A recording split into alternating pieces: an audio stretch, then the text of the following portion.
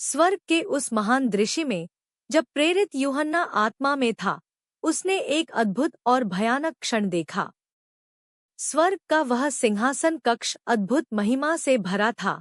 4 जीवित प्राणी, 24 प्राचीन लोग, जलते दीपक और स्वर्गीय उपस्थिति की उजियाली।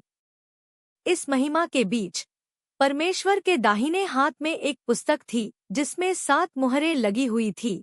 किसी को भी इस पुस्तक को खोलने की शक्ति नहीं थी पृथ्वी पर, न स्वर्ग में, न अधोलोक में। परंतु अचानक स्वर्ग में एक आवाज गूंजी, देख, यहूदा के गोत्र का सिंह, दाऊद की जड़, विजय हुआ है और वहां प्रकट हुआ परमेश्वर का मेम्ना, अर्थात यीशु मसीह, जिस पर 7 मुहरें खोलने का अधिकार था। फिर यूहन्ना ने देखा कि मेम्ना उस पुस्तक की पहली मुहर खोलता है।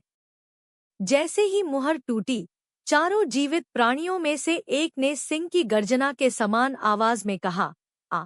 यह आवाज इतनी शक्तिशाली थी कि स्वर्ग और पृथ्वी तक उसकी गूंज फैल गई। मुहर खुलते ही यूहन्ना ने एक अद्भुत दृश्य देखा।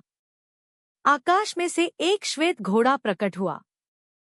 उसका रूप शुद्धता और विजय का प्रतीक था। उस सफेद घोड़े पर एक सवार बैठा था। उसका चेहरा तेजस्वी था, उसकी आंखों में दृढ़ निश्चय था। उसके हाथ में धनुष था, शक्ति और अधिकार का प्रतीक। उसे एक मुकुट दिया गया था, जो इस बात का चिन्ह था कि उसे विजय का अधिकार प्राप्त है। वह सवार आगे बढ़ा, न केवल विजय पाने के लिए, बल्कि और भी जय प्राप्त करने के लिए।